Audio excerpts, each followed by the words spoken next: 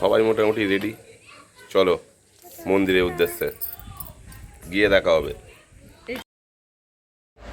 বাড়ি থেকে মন্দিরের দূরত্ব ছিল 7 কিলোমিটার, তাই তাড়াহুড়ো করার দরকার ছিল না। আমরা টাইম হাতে নিয়েই বেরিয়েছিলাম, আস্তে আস্তেই চললাম মন্দিরের দিকে।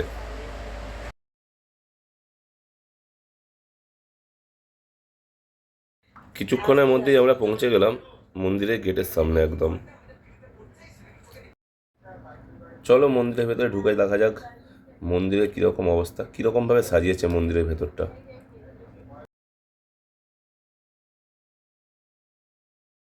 ভিতরে ঢুকেই শুনতে পেলাম মন্দিরের ভিতরে সন্ধ্যা আরতি অলরেডি শুরু হয়ে গেছে।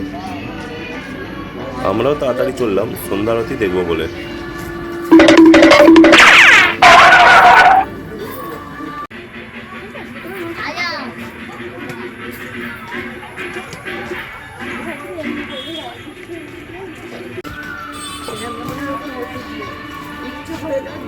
কিছুটা হেঁটে যাওয়ার পর সামনেই বোর্ড করা ছিল যে জুতো জমা দিয়ে যান। সাথে একটা বড় করে নোটিশ বোর্ডও দেওয়া ছিল যে ভিতরে ফোন অ্যালাউ নেই। তারই মধ্যে তোমাদেরকে দেখা বলে ফোনটা নিয়ে ভেতরে ঢুকেছিলাম।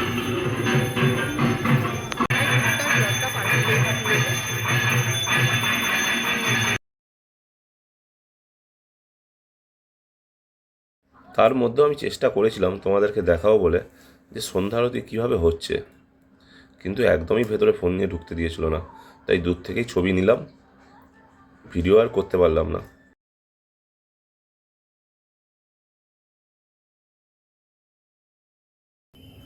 ভিতরের পরিবেশটা খালি তোমরা দেখো। বিকালবেলা যদি সময় পাওয়া যায় একবার সময় করে এসে ঘুরে যেও। একদম শান্ত নিরিবিলি সুন্দর পরিবেশ। মন্দিরের ভিতরে কিছুটা টাইম স্পেন্ড করে বেরিয়ে পড়েছিলাম বাইরে। আর বাইরেই বেরিয়ে দেখি ফুচকা বিক্রি হচ্ছে। আর ফুচকা মানে তো বাঙালির একটা ইমোশন, তাই সবাই মিলে চলে গেলাম ফুচকা খেতে। আর ফুচকাটা এতটাই টেস্টি করেছিল, একদম মুখে লেগে থাকার মতো, যে বলার কোনো ভাষাই ছিল না। একদম সুন্দর, মানে অতিরিক্তই সুন্দর আর যথেষ্ট টেস্টি। আমি আর আমার ছেলে একই সাথে সমান তালে সমান সমান ফুচকা খেয়ে নিলাম ওখান থেকে।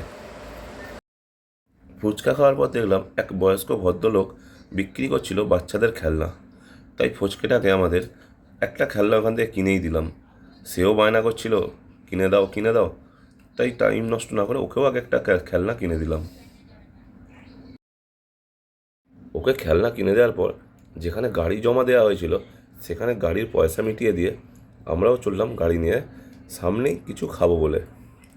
ও বাবা, গাড়ি ঘুরিয়েই দেখি তারা দুজনে তো একদম কুপোকাত ঘুরে হাতে পায়ের যন্ত্রণা নিয়ে বসে পড়েছে, বলছে আর হাঁটতে পারছি না।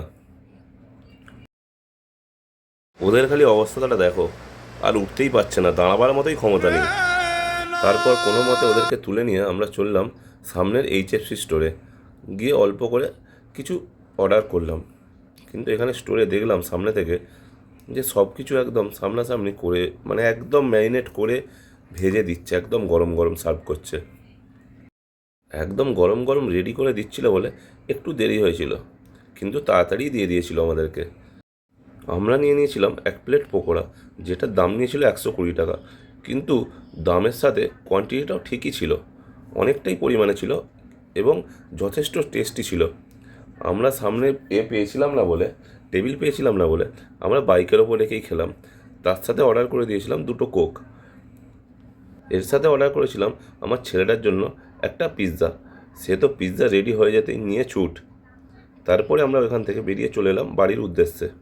আজকের ভিডিওটা এই পর্যন্তই, দেখা হচ্ছে আবার পরের ব্লগে।